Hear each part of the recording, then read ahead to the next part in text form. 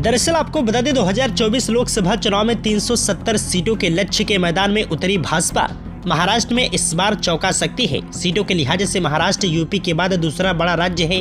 महाराष्ट्र में 30 सीटों पर चुनाव लड़ सकती है। महायुद्ध के सहयोगियों यानी शिवसेना शिंदे और एनसीपी अजीत को 18 है या फिर इससे कम सीटें मिल सकती हैं। इसमें 10 सीटें शिवसेना और 8 सीटें अजीत पवार की पार्टी को मिल सकती है। हालांकि महायुद्ध के साझेदारों की तरफ से ज्यादा सीटों की मांग की गई है। सीएम एकनाथ शिंदे की अगुवाई वाली शिवसेना ने 11 से अधिक सीटों पर दावेदारी की है, तो वहीं अजीत पवार की तरफ से 9 से 10 सीटों की मांग की गई है। राजनीतिक हलकों में चर्चा है कि बीजेपी महाराष्ट्र में 30 से अधिक सीटों पर भी लड़ सकती है। बीजेपी की अगली सूची महिला दिवस के आसपास आने की उम्मीद है। पार्टी की अगली केंद्रीय चुनाव समिति की बैठक 6 मार्च को तय की गई है। सूत्रों की माने तो बीजेपी ने अभी तक मुख्यमंत्री एकनाथ शिंदे की अगुवाई वाली शिवसेना को 7 और अजीत पवार की अगुवाई वाली राष्ट्रवादी कांग्रेस पार्टी के लिए 4 सीटें छोड़ने की ऑफर किया है।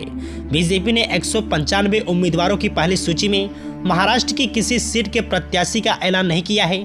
ऐसे में चर्चा है कि बीजेपी राज्य में अब तक सबसे अधिक सीटों पर चुनाव लड़ सकती है। पार्टी ने कम से कम 30 सीटों पर चुनाव लड़ने की रणनीति बनाई है। पार्टी अभी तक महाराष्ट्र में इतनी सीटों पर चुनाव नहीं लड़ी है। पिछले 5 लोकसभा चुनाव में पार्टी अधिकतम 26 सीटों पर चुनाव लड़ी है और पार्टी अधिकतम 23 सीटें भी राज्य में जीती हैं।